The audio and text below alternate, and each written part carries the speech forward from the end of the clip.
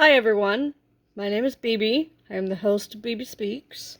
Welcome back to my channel. Today we are exploring part 2 of child exploitation on YouTube. Families who exploit their kids for the means of views and monetization and popularity. Today's topic is Daily Bumps, aka Brian and Missy Lanning, their sons Ollie and Finn. The kids are victims. They're innocent. Even though sometimes they're a little bit hard to handle.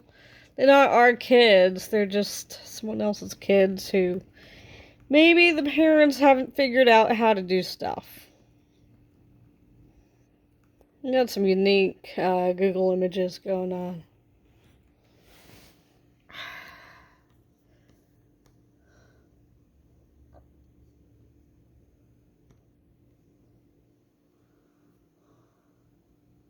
Wow, that's definitely not a lot. I mean, Ruby Griffith had more Google image results. God. Yeah, so part 2. In part 1, I talked about how Missy and Brian have no friends because they are insufferable together. And maybe, just maybe, Missy is tolerable to friendships with other people when it's just her and one other person, but we don't know that. It's hard to tell. But what we do know is that they don't go out anywhere, they don't socialize anywhere, and whatever friends they have are very short periods of time, they will most likely pay them. They don't take their kids to playgrounds or schools. So I'm gonna get into that right now.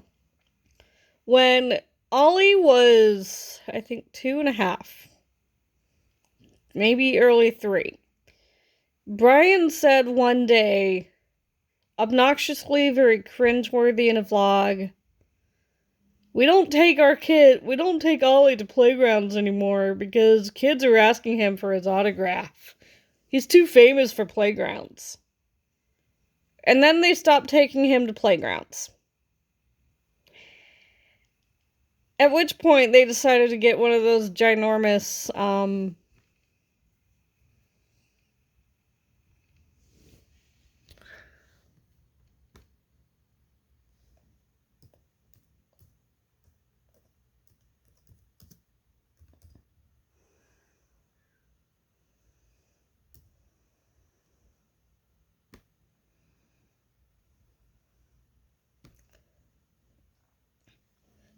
they decided to get one of those ginormous backyard playgrounds, cedar wood structures for, it was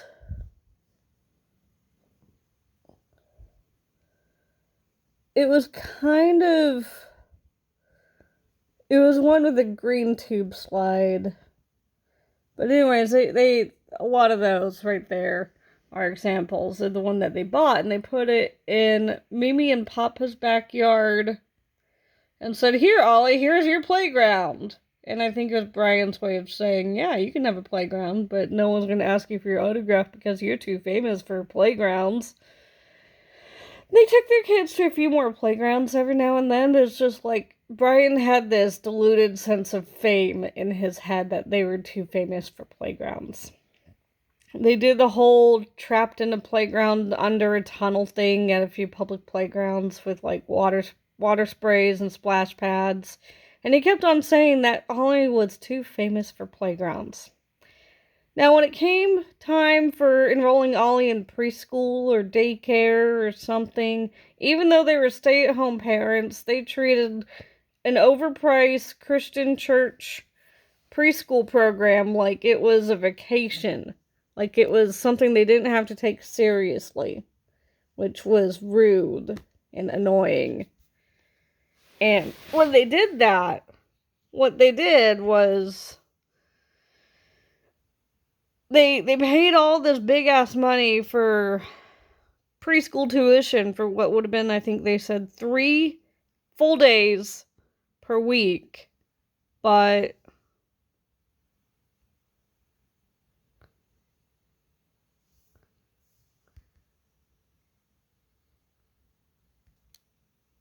Sorry about that. Trying to fix something on my screen. But they had a habit of taking Ollie to preschool really late, long after starting time, picking him up really early before ending time, and going to his preschool in the middle of the day during nap time, and taking the camera inside the preschool classroom play area with them to go wake up Ollie from his nap and inadvertently waking up other children from their naps just to say, we're gonna go to Disneyland. We're gonna go to Starbucks.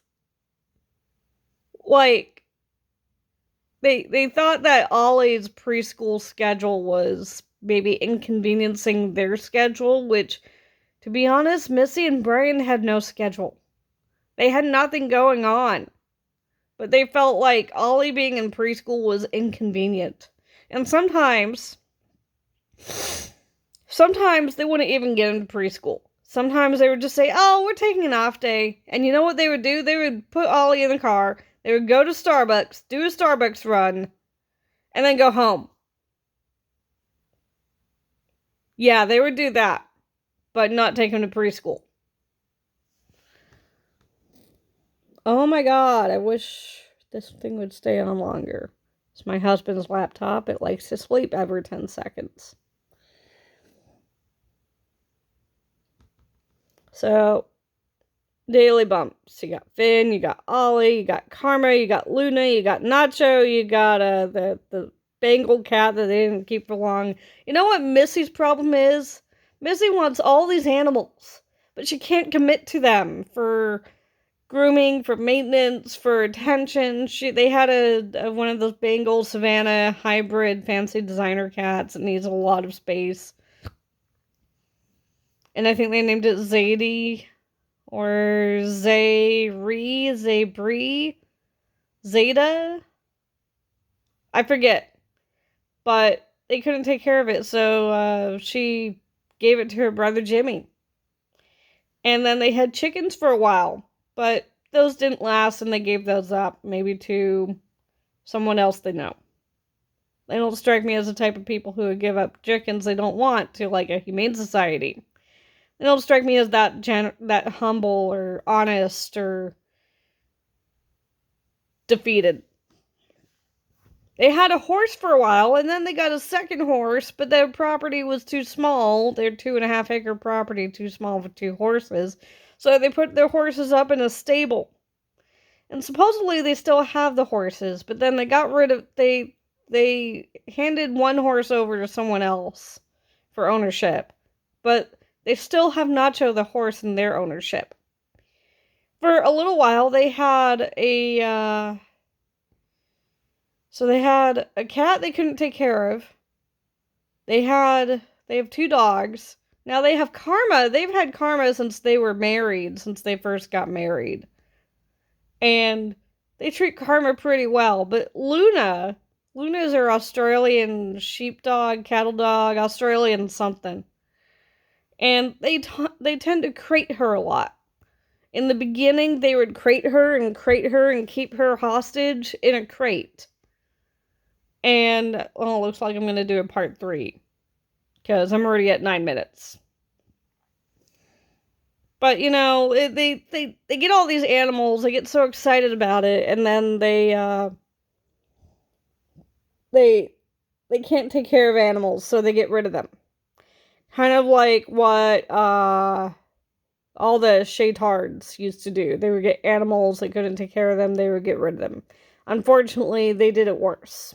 They had cats in the barn or in the garage.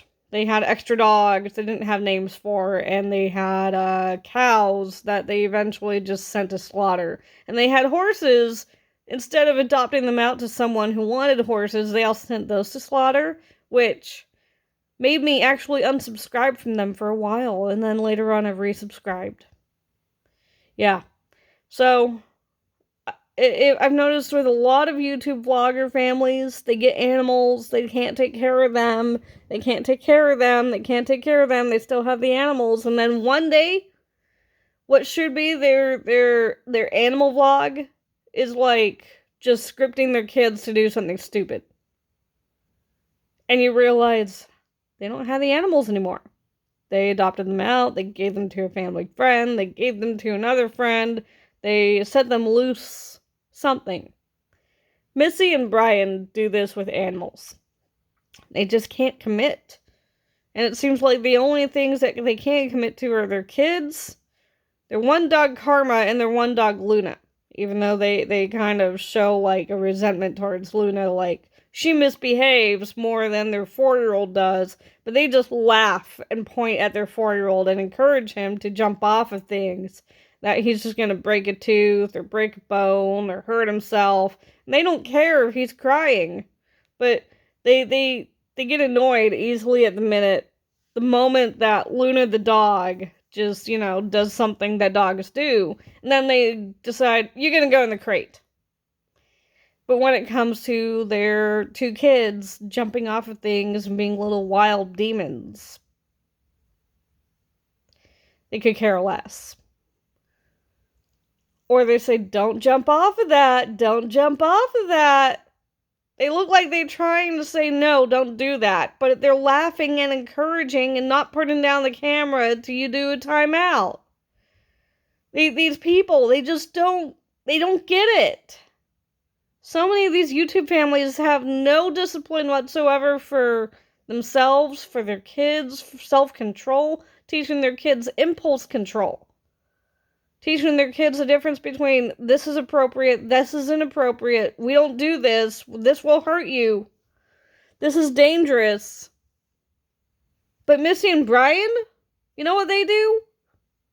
They take their kids to the ER once every 3 months because they don't have the ability to say no to their kids and say, this is the cause and effect, you're going into timeout, please stop climbing these shelves. Please stop jumping off of these rocks. It's not going to get you anywhere besides hurt and bleeding and crying. So, I'm going to move on to part 3 now. That's Daily Bumps Part 2. A criticism. They're just not very good parents. They were slightly more tolerable before they were pregnant with Ollie. Not by much, but they were trying. They were trying and trying and trying to be vloggers, and it kind of worked. But they're just unrelatable. They're intolerable. They're lame. They're pathetic. They have no substance.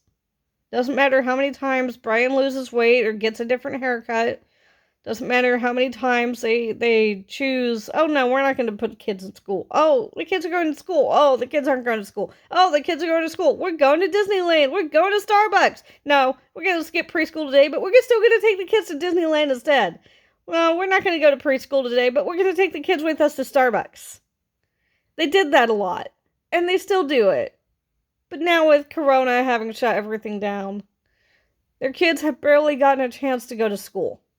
At all. Ever.